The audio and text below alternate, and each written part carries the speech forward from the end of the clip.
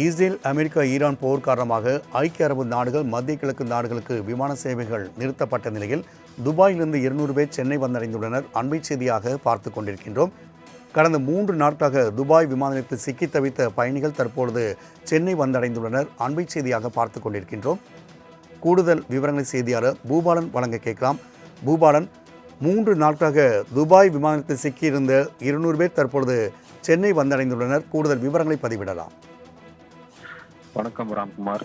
Iran மீது Israel, America தாக்குதல் நடத்தியது. இதற்கு பதிலடி தரும் வகையில் ஈரான், ஐக்கிய அரபு நாடுகள், இஸ்ரேல் மற்றும் மத்திய கிழக்கு நாடுகளில் நிறுத்தி வைக்கப்பட்டுள்ள அமெரிக்க ராணுவ தளங்கள் மீது தாக்குதல் நடத்தி வருகிறது. இதனால் கடந்த சனிக்கிழமை முதல் மத்திய கிழக்கு நாடுகளில் வான் எல்லைகள் மூடப்பட்டதால் விமான சேவைகளும் நிறுத்தப்பட்டது. கடந்த 3 நாட்களாக Dubai, Bahrain, Abu Dhabi, Sharjah, Qatar, Kuwait, Muscat போன்ற நகரங்களில் இருந்து விமான சேவை நிறுத்தப்பட்டது. துபாய் விமான நிலையம் மீது ஈரான் தாக்குதல் நடத்தியதாக கூறப்படும் நிலையில் விமான சேவைகள் துபாய் ஹயப் என்று அழைக்கப்படும் உலகத்திலேயே உள்ள எல்லா நாடுகளுக்கும் நேரடி விமான சேவை துபாயில் உள்ளதால் எப்போதும் பயணிகள் கூட்டம் நிரம்பி இருக்கும். இந்த நிலையில் கடந்த 3 நாட்களுக்கு பின் நேற்று ஒரு சில விமானங்கள் இயக்க துபாய் நாட்டின் எமிரேட்ஸ் விமான நிறுவனம் அறிவித்தது. நேற்று இரவு 9 மணிக்கு கடந்த 3 நாட்களாக துபாயில் சிக்கி தவித்த குழந்தைகள், பெண்கள் உட்பட 217 பயணிகளுடன் புறப்பட்டது.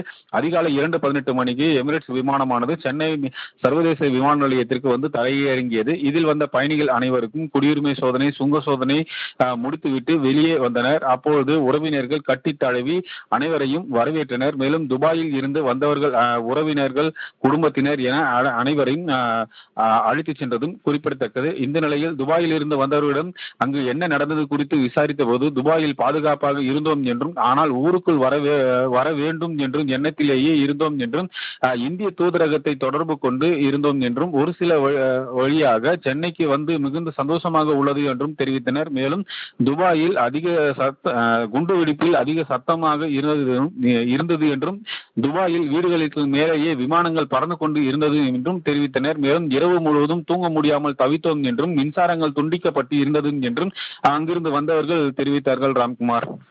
பூபாலன், தகவலுக்கு நன்றி.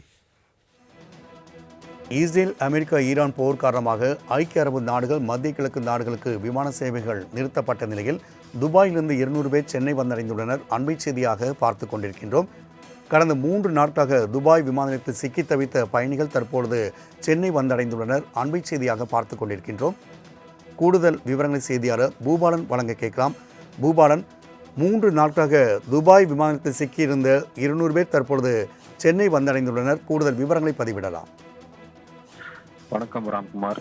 ஈரான் மீது இஸ்ரேல், அமெரிக்கா தாக்குதல் நடத்தியது. இதற்கு பதிலடி தரும் வகையில் ஈரான், ஐக்கிய அரபு நாடுகள், இஸ்ரேல் மற்றும் மத்திய கிழக்கு நாடுகளில் நிறுத்தி வைக்கப்பட்டுள்ள அமெரிக்க ராணுவ தளங்கள் மீது தாக்குதல் நடத்தி வருகிறது. இதனால் கடந்த சனிக்கிழமை முதல் மத்திய கிழக்கு நாடுகளில் வான் எல்லைகள் மூடப்பட்டதால் விமான சேவைகளும் நிறுத்தப்பட்டது. கடந்த 3 நாட்களாக Dubai, Bahrain, Abu Dhabi, Sharjah, Qatar, Kuwait, Muscat போன்ற நகரங்களில் இருந்து விமான சேவை நிறுத்தப்பட்டது. துபாய் விமான நிலையம் மீது ஈரான் தாக்குதல் நடத்தியதாக கூறப்படும் நிலையில் விமான சேவைகள் துபாய் ஹயப் என்று அழைக்கப்படும் உலகத்திலேயே உள்ள எல்லா நாடுகளுக்கும் நேரடி விமான சேவை துபாயில் உள்ளதால் எப்போதும் பயணிகள் கூட்டம் நிரம்பி இருக்கும். இந்த நிலையில் கடந்த 3 நாட்களுக்கு பின் நேற்று ஒரு சில விமானங்கள் இயக்க துபாய் நாட்டின் எமிரேட்ஸ் விமான நிறுவனம் அறிவித்தது. நேற்று இரவு 9 மணிக்கு கடந்த 3 நாட்களாக துபாயில் சிக்கி தவித்த குழந்தைகள், பெண்கள் உட்பட 217 பயணிகளுடன் புறப்பட்டது.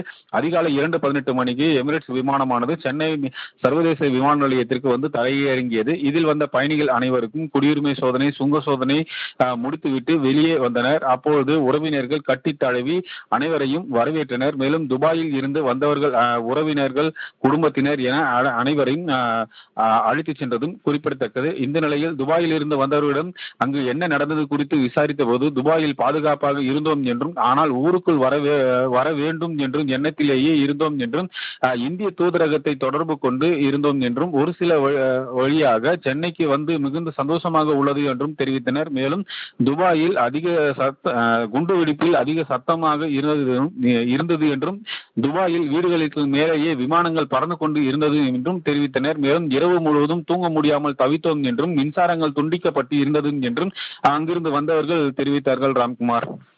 பூபாலன், தகவலுக்கு நன்றி.